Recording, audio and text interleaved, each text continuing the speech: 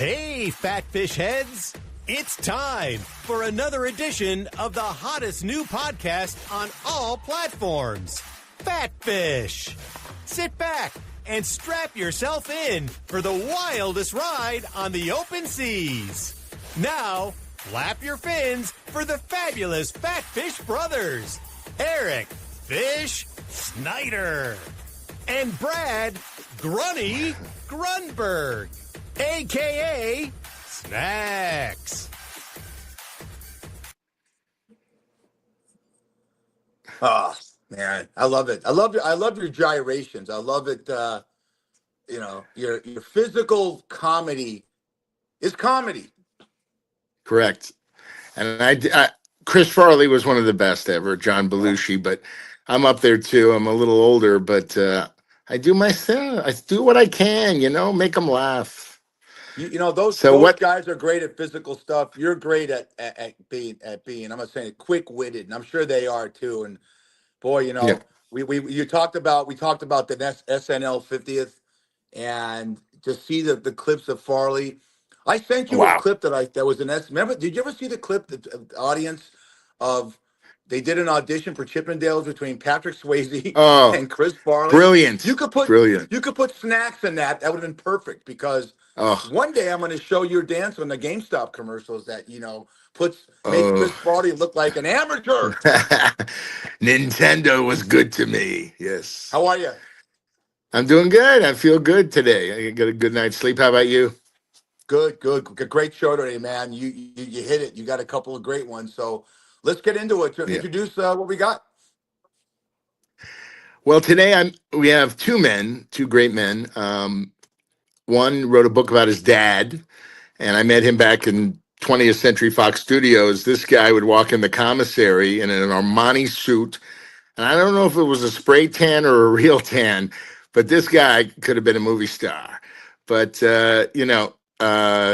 a great guy, and he's promoting this wonderful book about his dad, and it's just phenomenal. I think it's in the top 3 at Amazon right now. So let's bring him in. This is Michael Peikoff and Mr. Fred Bode. Morning, guys. Morning. Hey, what's going on? I don't know. He's living in it. There he is. Mr. Peikoff, how are you? That was Dan Romanelli calling for his royalty check. Well, first of all, oh boy, I want to thank you, Brad, aka Snacks, and Eric. First time meeting you. It's a pleasure. You too. And I'm here with the goat. He's wearing red because that way he won't blush too much. Freddie Bode, who I worked with at Sony Pictures a mere 25 years ago, who illustrated this passion project, a love letter to Elliot Peikoff, my late hero. And it's wonderful to be here and to be able to be with Fred. And Freddie's my partner in crime. I couldn't have done this without Fred. So with that, I'll turn it over to Freddie for a few words from the goat. Good morning, gentlemen. I'm happy to be here. Looking forward to this. My friendship with Michael goes so far back. Not only is he the best at what he does in his world, but he's genuinely one of the good human beings on this planet. And when I was first approached about this project through a mutual friend, Dan Romanelli, I just couldn't say no. Michael has supported me, been a friend, been a mentor, been a mensch. I had to give back. So when I knew this project was coming up and he asked me if I'd be willing to participate in it, there was no way I could say no. I had to. It was Michael. And the way... Yeah. Oh, no, I was going to say, Fred, you have a pretty good resume too, Mr. Humble Pie. You did all the Harry Potter illustrations, correct? For consumer products way back in the day. Prints and products and drawings, all kinds of stuff. Got to meet with the author and travel around the world, and it was and that little guy with the scar on his forehead still to this day gets me work and recognition. So Oh I'm my not. gosh. Well, you're a mensch too, Fish. These are two goats we got today on Fat Fish. Unbelievable. So Peaky, Peikoff. what What about you? yeah. Oh no, I'm a nothing. What are you talking about? Look at this punum. Oy, gewalt. Peaky, tell me how this book started. How did you come up with the idea, the concept, all that stuff?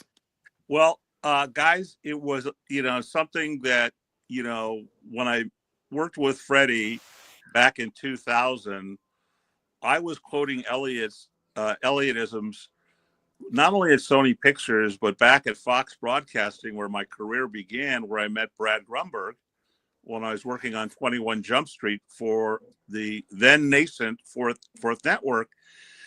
And I've been carrying around these gems and these bon mots of my father my whole life, from the time I was a little boy. And as it's written in the book, I would sit with him in front of buyers and watch him diffuse incredibly stressful situations with his humor. So over the years, I was admonished, particularly by Romanelli. Romanelli gets a big shout out here because the former president of Warner Brothers Consumer Products and my boss, friend, and mentor said, Mike, I walk down the hall and he'd say 3 words to me: write the book and keep walking. Write the book and keep walking. I love it. I worked with him for 8 years. Do you know how many times I heard that, Brad and Eric? I heard that so much that I putting it away, and I was married. I was raising 2 young girls, and I had soccer games and this thing and who knows what else. And I had all these Elliotisms just like embedded in my mind. People go, how did you remember? Did you write them down? I go, no, I never did. I never wrote one of them down. And when I met with Fred at Patty's in Toluca Lake about 6 months ago, we brought a legal pad and we started hashing them out. And, the rest was history. But Brad, to your question, the book organically came to life this last year for me in 2024. I said, I got to do this. I have to, because it's just going to be a pipe dream. And Freddie and I dug in, and it was a real creative iteration because Freddie, I don't just say it, how do I say this? I say it with great sincerity that Fred is the GOAT, and you give him an idea and he runs with it. And that was the beauty. I would give him an Elliotism and then he would send something back to me that just blew my mind. So to your question, Bradley, it although I wrote it in 24, it's been coming since about 84. Oh, wow. That's fantastic. And you're honoring your dad's memory, which is fantastic, And I know Elliot's upstairs there and he's smiling, proud. Yes. Yeah. He's certainly. We got one of my we got a pick, I think, right, Brad? Yeah. We got a pick. Oh, yeah. We do. Yeah. Why don't you bring that in? We're paying homage to Peaky's dad, and you could just say, I just by talking to this guy for the last 3 minutes, you could see what a wonderful influence his dad had on him, and your disposition, Michael. I love my dad too. So here we go. There's your dad. There he is. Look at that. Is that a sweater vest? What is that? Thank you. Eric, thank you for putting up my favorite photo of him. In fact, I have it here in my new place. That is a red cashmere sweater, Freddie, Greg, Grunny, whoever asked that question. And he's the only guy I know that could wear a red cashmere sweater and get away with it.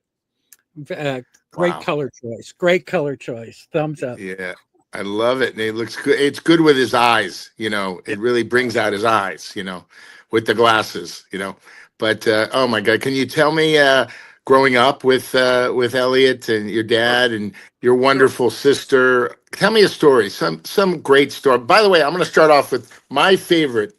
Hey, Elliot, I could use a loan. I'm a little short this month.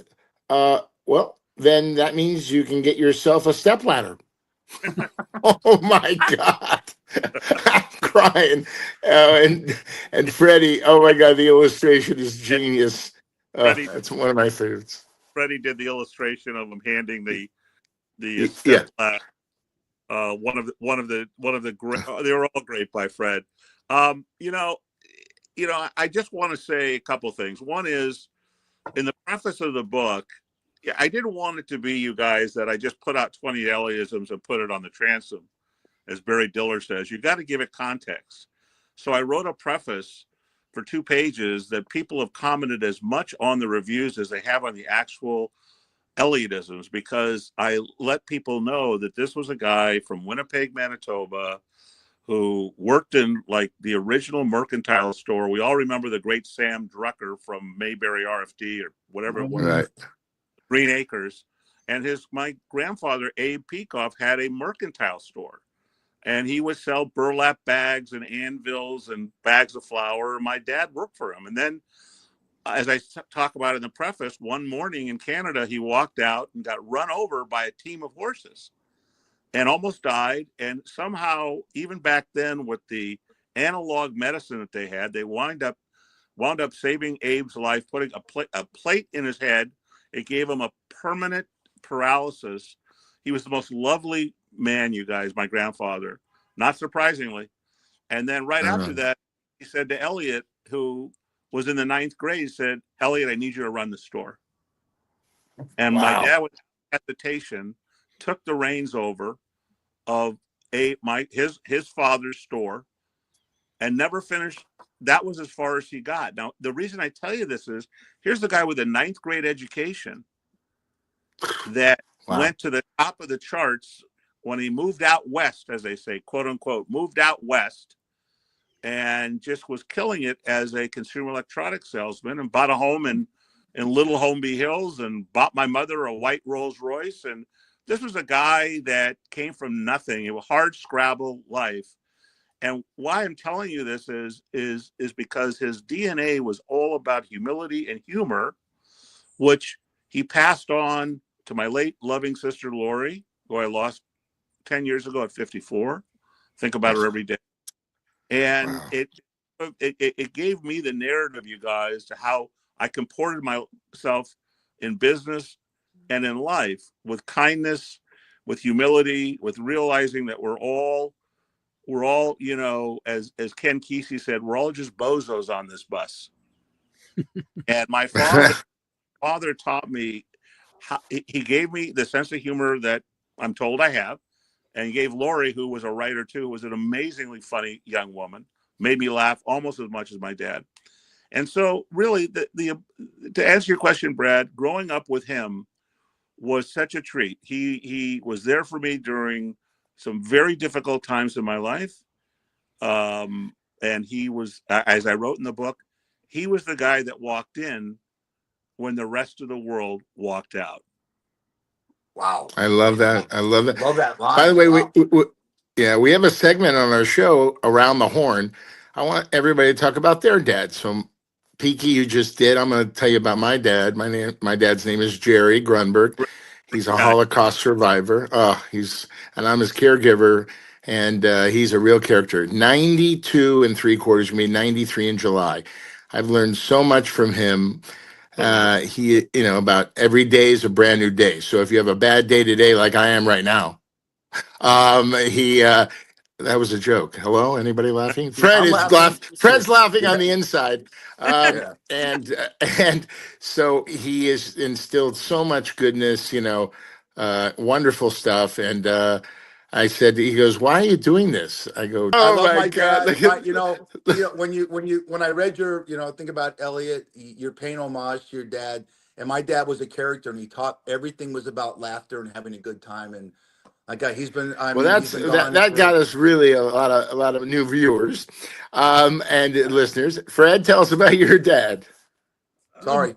My dad wasn't around. I actually was raised by a single mother, and she was the, as they say, and I hope I can get away with saying this, she was the piss and vinegar of Lithuania and Poland. So smoked, drank, but she was like a mama wolf. She took care of me and my 3 brothers. We all came out to California from New York, and she was my guidance. Now, that's great. knew my father. Every once in a while we would correspond, no animosity in any way, but and no regrets by any stretch of the mean. Things happen sometimes to people and they go their separate ways. But he By the way, always yeah. Oh no, go ahead. Sorry, Fred. he always cared. He always loved me, and okay. He had since remarried, and I have some half brothers and sisters. And from what I understand from them, I was like his shining star, even though I was 3,000 miles away. He would constantly bring me up and brag about me and talk just great about me and all the regrets he had. So I was lucky enough to know him, understand what was going on there, appreciate it, and respect it. But I had the benefit of having a mother who was a 100-tooth bulldog who didn't take any crap and didn't let us slip. And it was a good life. No regrets. By the way, Fred, I got to tell you something. This whole thing about piss and vinegar after that last story from Fish. Come on now, everything's good here. Everything's good. An addendum. Let me say something. Addendum. My dad no more addendums. No. Well, he was. I don't want you to think that my dad was cheating. He was just, he was divorced from his second or third wife, and he's having a good time. I know it sounds kind of gross, but that's a kind of I could have, and I had such a great relationship with my dad, and there's not a day that goes by, Brad. You're so blessed that your dad's still with us, and you're the luckiest guy because I've been 17 years without mine. Yeah, I always ask my mom and dad, it's Valentine's Day. Did you guys do the nasty? And then my dad goes, huh? What did you say? Because my dad's hard of hearing. And then my mom goes, what? I go, forget it. But we have a great time over here. And my dog Annie, she's 12, Golden Doodle. She's part of the family. And it's one big love fest over here. By the way, yeah. I want to go around the horn and seeing what's going on in your life now. Peaky, what are you doing? What's happening? What are the projects you're working on?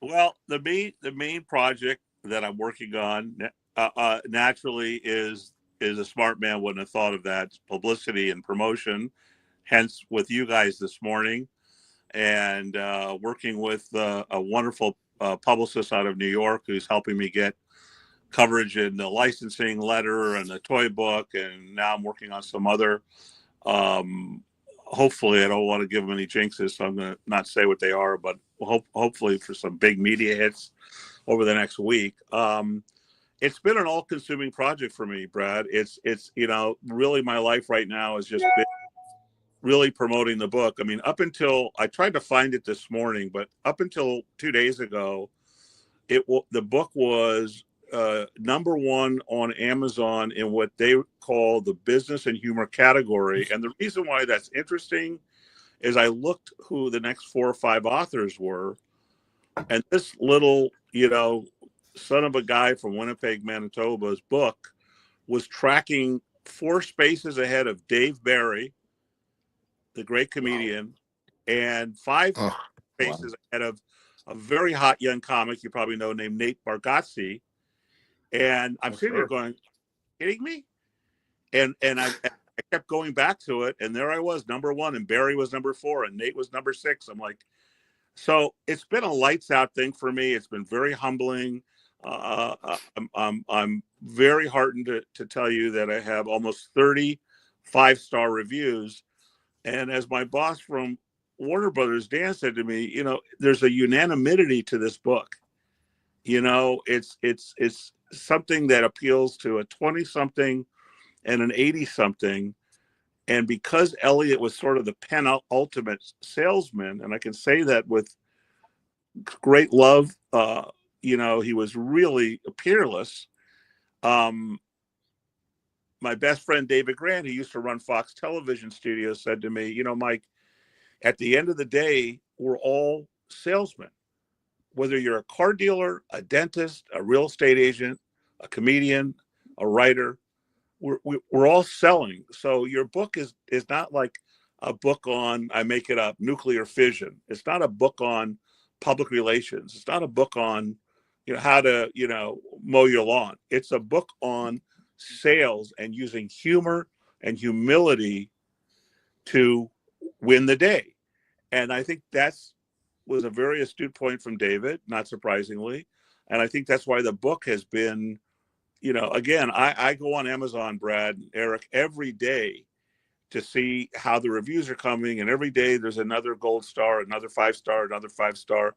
But the reviews are humbling. And it's a small book. Fred and I put together this book. It's 35 pages.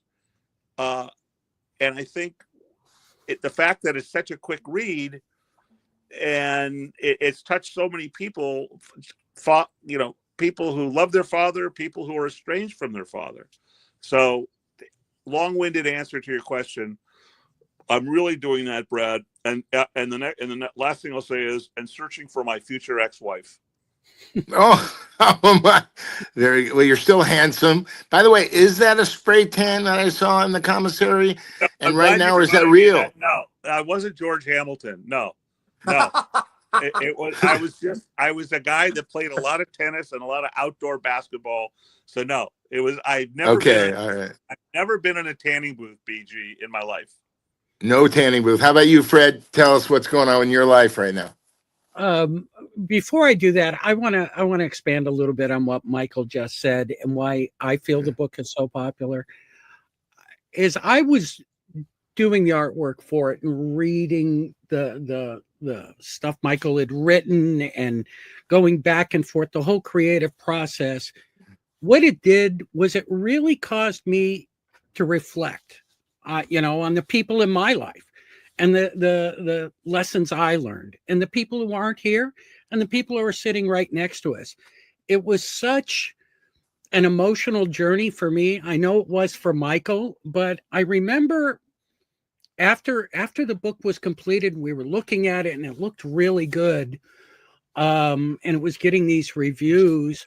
I thought, holy smokes, it's touching people on different levels for different reasons.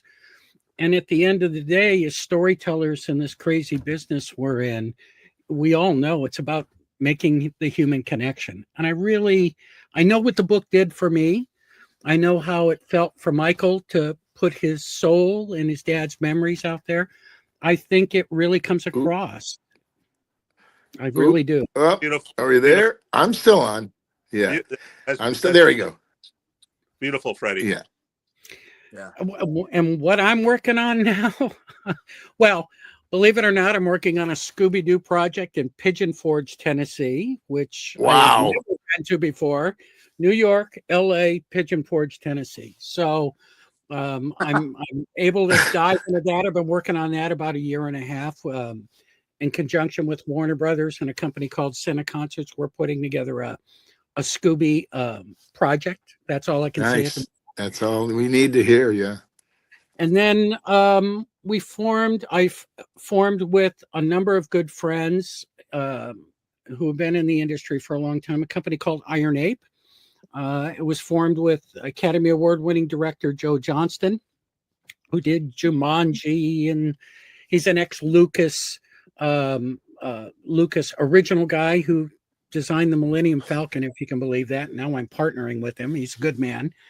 And a good friend of mine, Emmy Award-winning David Kenneth, who owns Innovate Entertainment, and Brad McDonald, who is a 20-something year award-winning architect for Disney Imagineering. And we formed this entertainment company to develop stories, live action, theme park, IP development, all predicated on using unique stories and utilizing the latest in technology to bring it to life. So working on that and helping good friends like Michael when I can do it, and just bouncing around, going from studio to studio, getting work, That's awesome. It's all about giving back, because, life is short, 1 minute you could be gone walking across the street, so you got to be a mensch and you got to help people if you can, Fish, what are you doing now? What's happening? Are you still at Chuck's Tavern? Yeah, I'm doing a couple of podcasts, one with the goat, you look like a goat and you are the goat. Okay. Michael Peikoff? You cheating on me? No, Michael Peikoff. I want to ask Fred a question. Yeah, I'm still bartending. I'm working on a screenplay. I'm writing a novel. I'm doing 2 podcasts. I play with my granddaughter almost every day, and I have a lovely wife and Oh. son, and I'm a family guy. I'm getting Yeah. ready to retire from what I'm Eric, doing. I'm sorry to interrupt. Eric, where are you bartending? Chuck's Tavern on North Durango in Las Vegas. I've been in the Wow, bar okay. business for Best place. So 45 years, Michael. when I Excuse get to me? Vegas, I'm going to make a surprise visit. We'll carpool, Michael. We'll Well, carpool. I'll tell you what. You come up and see me, and it's on me. Okay, Well, we'll do. Oh. We'll call the cops. Wait a minute. You Brad, never do that with me. Wait, I do wait that a with minute. watch out, Eric. Watch I out. do because that with Brad, Mike. you're talking about I do that with Freddie and Brad, the but then pizza. U.S. Foods calls and says, "Is Brad coming to town? You better double your order." So it's I like to eat. hey, could I ask Fred a question, Brad? You mind if I ask Fred a question? Go. My And yeah. son, my son's a graphic artist, and he's got his master's in it, and he works for Age of America. Yeah. So you've had to mature in the business with technology. Has that been a rough road for you? Because you're probably doing it with your hands 40 years ago, and now you're probably on the computer all the time. Is that correct? I'm still the majority doing it by hand. I have found that, believe it or not, the computer is a great tool to enhance. It's like I don't want to make it sound small, but like a hammer or a shovel in the tool shed, right? But Right. my inspiration comes from pencil on paper. I love the tactile feel. It just, being away from a machine just kind of takes me away and lets my imagination run with it. And all of my buddies in the industry, every good idea starts with a sketch on a napkin, if you can believe that. I recently took a trip to ILM, who's partner with us in Iron Ape, by the way. They're our partner now. I was really taken aback by the fact we were around a table with all these amazing artists in Ground Zero for Star Wars and Indiana Jones, and they're all sketching with their hands on pieces of paper. So it's you would think it'd be a lost art, but it really isn't. It really truly isn't. And then you take it into the computer and you go ahead and you enhance it and you develop it and you do all the things that need to be done to it. But the original idea, the original spark, the seed, if you will, of everything starts by hand. In my world, at least. Yeah. World. You're old Brad, school what are you and you're doing? loyal. Brad, what are you doing I'm nowadays? I'm waiting for the delivery DoorDash. I ordered a couple of burgers from In-N-Out. Three double doubles, grilled onions, raw onions. Yeah. I'll be eating all day after this, but I'm having a great time. I'm going to take my dog out. I take her to this really cool dog park called Dog PPL, and it's dog people, because dogs are better than people, right, guys? Oh, yes. Yes. Oh, Do you have a dog, Fred? We have a chocolate lab and we have a Labradoodle. And Oh my gosh. I personally, I don't think you can call yourself an American if you don't have at least one of the following: a pickup truck or a dog. I just believe that. So, no, dogs. At one point, we had a horse, 2 dogs, 3 cats. There's any number of aquariums in the house. Let's just say I spend all my money at PetSmart and Petco. But I wouldn't have it any other way. No, I wouldn't change it.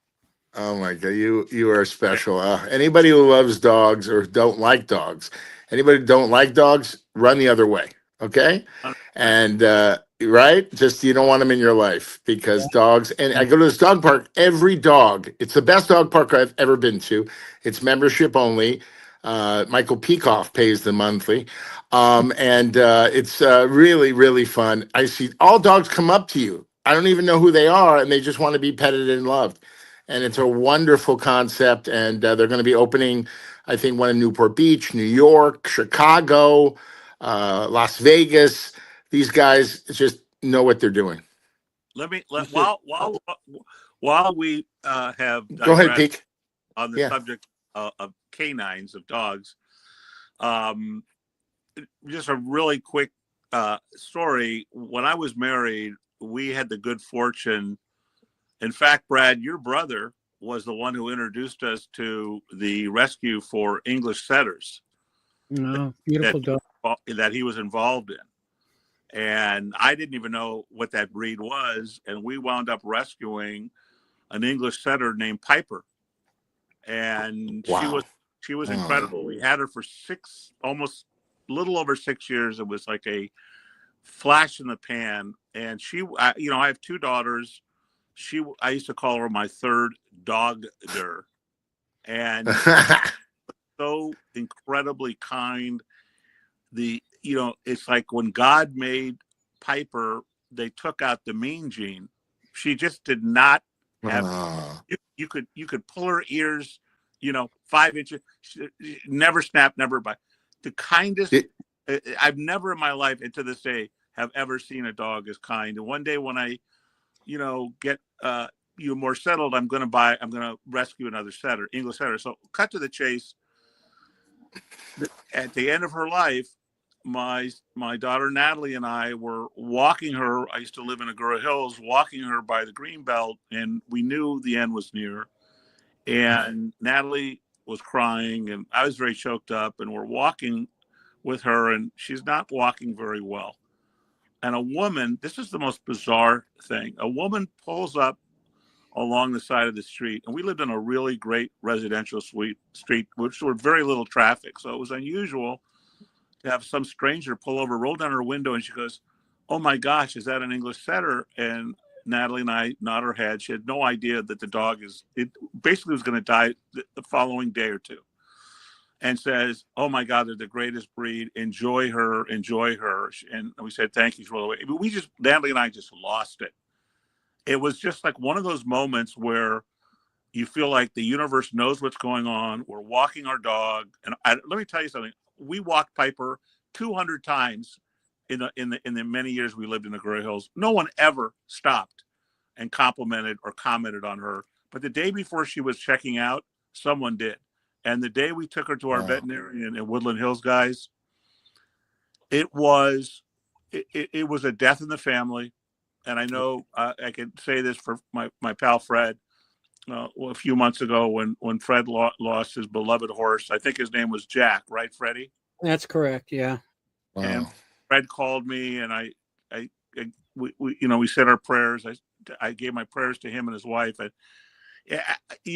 anyone who's had an animal, who's lost an animal, will tell you it's right up there.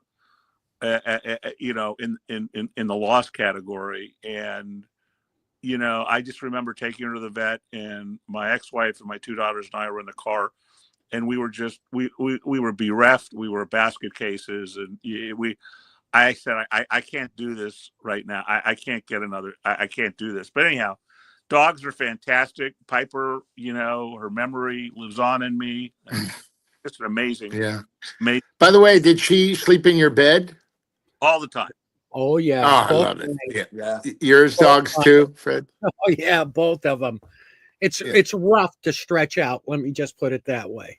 Right. And Fish has an unbelievable golden retriever named Molly. Oh, beautiful dog. And she sleeps in your bed, right, Fish? What's that? She sleeps in your bed. Yeah. Oh, yeah. She's sitting right next to me right now. And girl. I want to one up on what Mike said. What Michael said is that when we put our dogs down, I've been married 36 years. We put our dogs down. I heard my wife say to her sister, "Eric cried more at putting Toby and Congo down than he did at most of the funerals we've gone to for humans." I get choked up. You know why? Because you know what it is, guys, and we could all agree with it. It's unconditional love we get from our animals. There's no, you pet their belly. I mean, I love it when Brad puts videos on Facebook of him driving around with Annie, and he gives her like a chicken nugget from Chick-fil-A, right? And look on that dog's face. You just made their year. Yep. My horse, when I would drive up to the ranch, he could hear my truck, and he would come out to the gate like a dog and wait for me to get there. And he loved the little red and white Christmas mints, the ones in the cellophane. All you had to do was move the cellophane around, and he would come running. And then he loved Corona beer, so it was like a match made in heaven for me. But I tell people all the time, I believe I speak to this about dogs in particular, but I think all animals, God sends angels, and I just believe they're dogs, and we just can't see Yeah, their wings. That's the only difference. it's true. Speaking about funerals, I just went to my funeral for Mrs. Randy Rose. She was my sixth grade teacher, Oh, wow. and but she had this wonderful dog. I used to go visit her, and I went to Roscommere Road Elementary here in LA, and she was my sixth grade teacher. And during the funeral, somebody spoke that her dog knew she had cancer before she knew. The Yeah, dog senses things, right, guys? I believe Senses, it. and yeah, yeah. But she helped everybody. I just want to do a shout out to her. This guy got up there and he says, "I was homeless, homeless. I had nothing. She took me in, taught me about life, and now I'm successful because of her." She was a wonderful and real character too, real character. But I'm Wonderful. glad I went to pay my respects. Yeah, Can I ask you Angels. guys around the horn something? I yeah. Let's mean, do I it. don't know how old. I'm probably the oldest out of all you guys. Brad's still I One don't here, sec. but he can. know. Well, I'm, I'm being nice to the guests. Yeah, Brad. Oh, there's his delivery just showed up, Mike. There it is. Tip the guy, you cheap bastard. Jesus. Hey, I want to ask you guys something, Fred and Mike. Aren't we blessed to have lived in the 70s and 80s, but with the music and the different shows and the different cultures, and there was not the sensitivity. And I just think nowadays, my son always says to me, he's 32, Dad, what was it like in the 70s and 80s? And I think it was a better time. Oh, it You was guys? glorious. My daughters who are in their 30s and 40s just took me to see this new Led Zeppelin movie, Becoming Led Zeppelin. And it was full of guys my age and also a bunch of young people. And Right. people were cheering. And there's just something about the music and the freedom, um, to just get in the car and go somewhere, or get on your bike and go somewhere. And you're right. There wasn't this sense of Anger. con- yeah, I had a yeah, it's a joke. Yeah. What was the question, Fish? I'm A real sorry. question was that we're all old. I was talking to Fred and Mike about how blessed we are to experience the 70s and the 80s. And that, Yeah. Oh, I have young kids that come in the bar and say, Fish, what was it like in the 70s and 80s? And I tell them stories, and oh, they're flabbergasted by the music. Fred was talking about going to see the Led Zeppelin movie, which I can't wait to see. oh, And look at the that's gonna be music of the great. 70s compared to now. I'm biased, but come on. yeah, yeah. Let me just say, Eric, you're spot on. I am so glad that I grew up in an era where my childhood was not encumbered by a cell phone or social media, Oh no. and that you came home when the street lights went out. You called someone. You left a voicemail on an answering machine. You had the Zepp. You had my favorite band, the Stones. You had Beatles, the Who. You Oh, had, I love this guy. you had the creme de la creme. And I just want to share, when my kids were growing up and they were, listening to the Backstreet Boys and 98 Degrees, and what did they know? And I get in my BMW them and we go drive to dinner or whatever, and I go, look, girls, listen to this. And I remember putting on the first time, like, they heard the Stones, and I put on, like, I forget what cut it was, but maybe Wild Horses. And it Oh, was great song. after that, it was Lights Out. And then the next time we get in the car, I put on the Beatles. And I played the medley at the end of Abbey Road, which Paul did the other night on SNL. They went crazy. And then the next time they got in the car, I put on my Baba O'Reilly from Who's Next. Oh And wow. this three strikes, you're out. My daughter Lauren looked at me. She was maybe 10 and said, Dad, your music kicks ass. I remember she said that.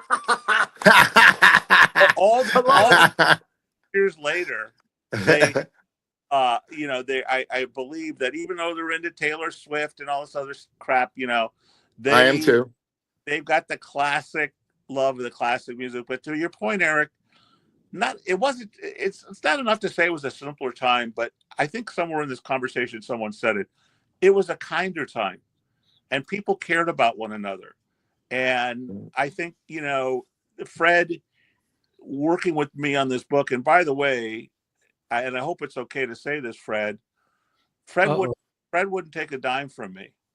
Fred did for me gratis. Wow. I can't begin to tell you how choked up I was when he said that to me, that, Peaky, your money's no good here, because this guy, I can't, you can imagine how much it would cost me to have Fred draw 20 drawings and take the time that he did. It was 6 months of his life, not all 6 months, but it was a long time. But the bottom line is, we grew up in a time, guys. I remember being at Warner Brothers and there being a meeting. It was in 1994. I remember it was a big meeting about a thing called email.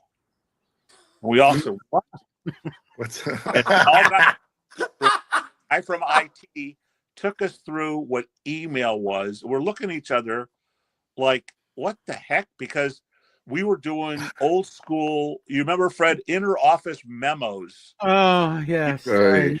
Yeah. Your assistant would take it down the hall in a brown envelope and sign for it. And now we had email. And then right around that time, the cell phone came into existence. So the only thing I'm happy about, not the only thing, one of the things I'm happy about is my daughter Lauren was born in '88, and she had about, I could only make it till about 13 before she demanded, as they all did, an iPhone. And Natalie was born in '91, and I got to about 91, 201, by 2004 before she demanded an iPhone. But I had at least maybe 13, 14 years with the girls when, my ex-wife and I weren't competing for their time on, social media. I think social media, without getting on the soapbox, has really compromised today's youth. There's so much comparison. I mean, they're saying the suicide rate in young kids between 20 and 35 is at an all-time high. And they blame social media because in the old days, there was a joke. You'd come home and go, "Hey, Dad, the Joneses just got a new Oldsmobile." And that's, keeping up with the Joneses. Today, that's on steroids. Right. Are you done? Yeah. Going back to the music thing, and you're so right. I mean, I've been bartending in the bar business, managing and bartending 45 years. The first 20 years of my life, bartending, people talk to each other in the bar. The last 20 years, half your customers are on their cell phone.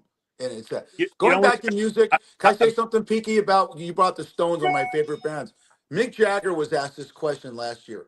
What's the difference between your music and the music nowadays? He goes, every song you heard in the 70s and the early 80s and the 60s told a story in 3 minutes and 48 seconds. Now you have songs, it's the same verse 49 times, yes. And that's an interesting view, isn't it? Yeah. It all sounds alike to me. In my head, it sounds alike. Right. It does. Totally. And Eric, to your point, when I go out, and go grab lunch or grab dinner with either by myself or a friend, I cannot believe the number of people that are like families. Like, I was at a Mexican restaurant here in North Hollywood the other night, and this father and mother come in with two kids. They were both under 10, and they brought the chips and salsa to the table. And I just looked over there, and within 1 minute, all four of them was like that, face down in their cell phone. Right. And there's a family hour. When I used to go out and took my kids out, it was, how was your day? How was soccer? How was this? How was that?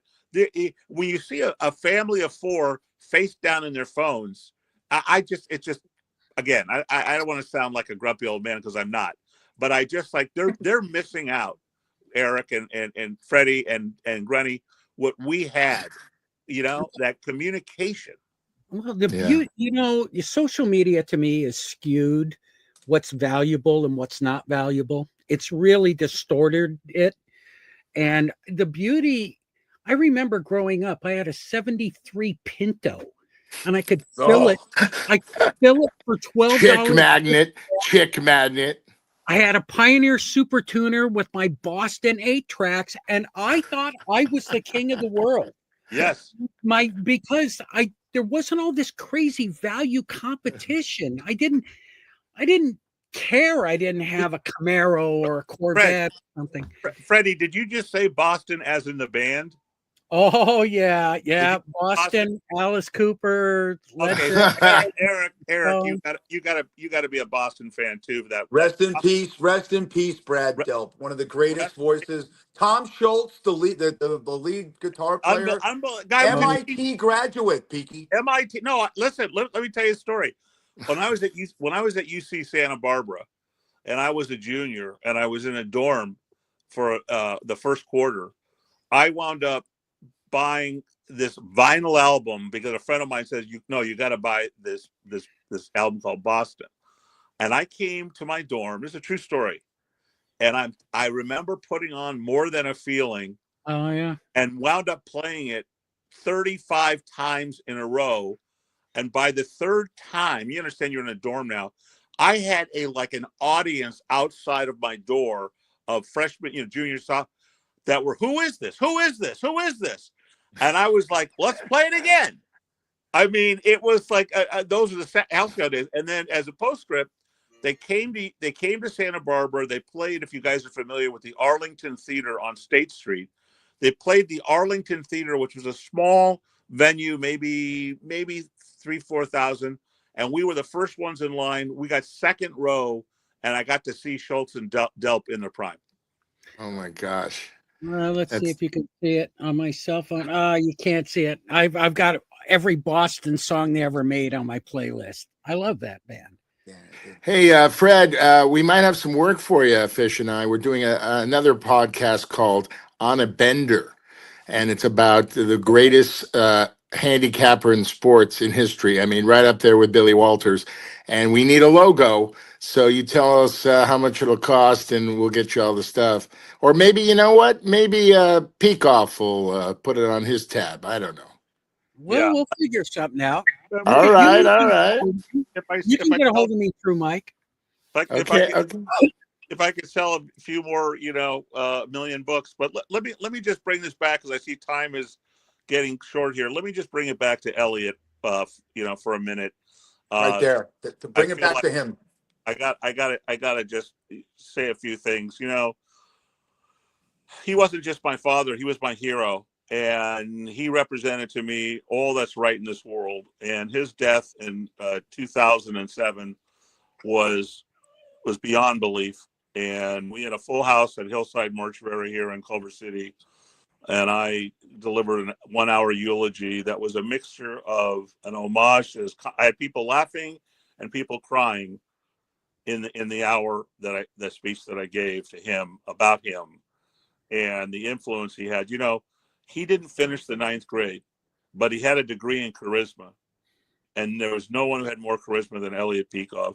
And when I graduated high school, he said, "You got to go to UCLA. You got to go to college for me," because I didn't get to go. And I wound up going, and I wound up transferring because I grew up a block from UCLA. Long story short. And I finished, and he was at my graduation on the lawn overlooking the water at Santa Barbara. He had tears in his eyes. It was one of the most incredible moments of his life. Here's a guy who didn't finish the 9th effing grade and wanted his son to get a degree. And the reason why this book has had a modicum of success, notwithstanding Bode's illustrations, is because my dad gave me an education, a BA in communications, from a great communications UCSB. My dad helped me write this book, and I take no credit for it. And it's just, it's such a labor. To say it's a labor of love is an understatement.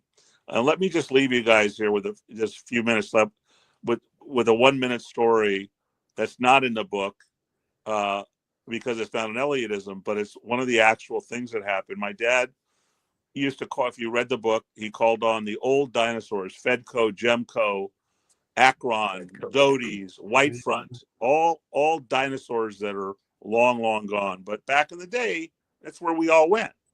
That's where our parents went. And my dad had all of these buyers in his back pocket, so to speak. They loved my father because they looked forward, because it was always, it was like dinner and a show. It was dinner and a movie. He would walk in and talk about Armani, Brad. My dad was wearing Brioni and Zegna suits before people knew how to spell Xenia. My dad imported foods from Italy, and he was to say he was the Don was beyond belief. So he'd walk into looking like Al Pacino, and would just kill in these meetings. And one meeting I was in with him, and I was about 23, just graduated, and I was working for him. I think the book was going to be originally titled "My Dad Fired Me 3 Times." But by the way, Michael, that is great. By the way, Michael, tell us about. No, wait, I want to make sure that people buy this book. Okay, right. Can you tell how people get it? How that works? Thank you. In 1 minute. So let me tell you. So we go into Gemco, and where they love. By the way, what did your dad do? He was a consumer electronics, what they called a manufacturer's representative for a very popular line in the 70s. Eric, you may remember it, called Lloyd's. Lloyd's Electronics was a really sort of old school Japanese, really well made, but this is pre-Samsung, pre-LG, pre-Apple. It was sold at Gemco, clock radios, stereos, mono stereos, transistors. It was a big deal. In fact, Elliot, quintessential Elliotism, not Elliot's line was, he goes, this brand is for every man. In fact, they even named it after a guy named Lloyd. That's what it used to say. So we go into Gemco and we sit down, and my dad was representing a line called TEAC. You may remember TEAC. Oh, yeah. I had it. They did reel to reels, and it was one of my dad's biggest lines, because my dad's like me. There's a line in the book, what's the 3 most feared words in a Jewish man's vocabulary? Some assembly required. I love it. We wound up going into Gemco with this thing, and I'm like, oh, how's my dad going to pull this off? He doesn't know how to turn the on and off switch off the toaster, right? Right. And guys, this is a true story. Freddie, it's going to be in the next book. He turns on the TEAC, the reel starts going, and it turns into the beginning of the Mission Impossible thing, where it starts smoking on the buyer's desk. It catches fire. Oh, God. And the buyer's freaking out, and Elliot looks at him, doesn't miss a beat, and he goes, "Hey, Jerry, there's no extra charge for the entertainment." Oh, God, that's great. Peaky, we got to wrap it up. Tell us how we get the book. Tell us how we get the book. How do we get the book? You go on Amazon, and you click on my name, Michael Peikoff, Peikoff.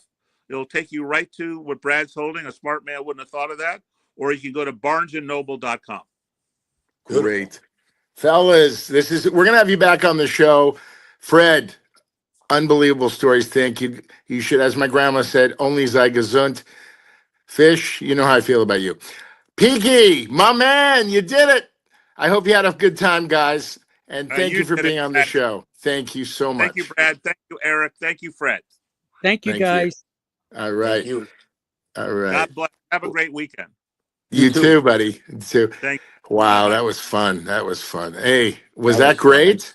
Well, I had to bring up about the dogs, because he says he's looking for his next ex-wife. I always thought, he said it, he's walking his dog and a girl pulls by and said, "What a beautiful dog." I've always thought you're brilliant for taking Annie to a dog park. It's a great place to meet women. I take Molly to a dog park, and there's women all around. They're not hitting on me. They're looking at Molly. Yeah. And because Molly's a gorgeous golden. Yeah. Same thing with me. And I go there, I see these girls in yoga pants. Oh my goodness. And I talk to them, they laugh and stuff. And then they say, "Give me your card. I would love to maybe, I'll take you to lunch." She goes, "No, you don't have to pay." I go, "I pay. I'm a gentleman, And then all of a sudden they never call me because I'm chunky love. I'm kind of disgusting. Love. Hey, you know what? Where I'm blessed is I do.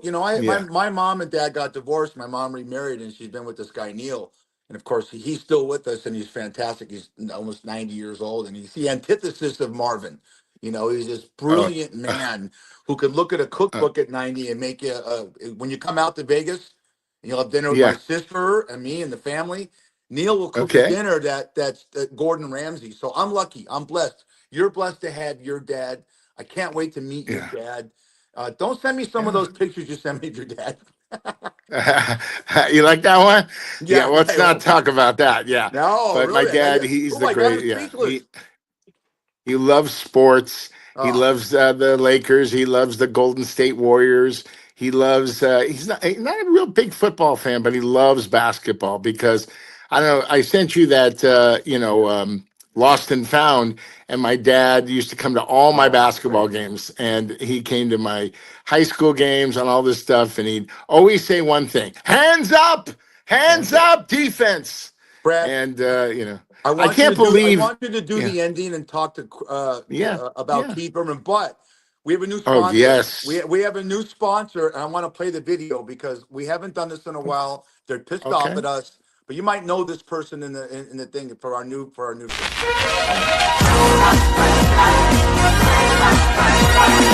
It's a blast from the past. All your favorite arcade games like Asteroid, Centipede, Defender, and Gallagher. So polish up your old moves. You'll need them to survive the arcade classics. Now available in 2-in-1 game packs for Game Boy and Super Game Boy, baby.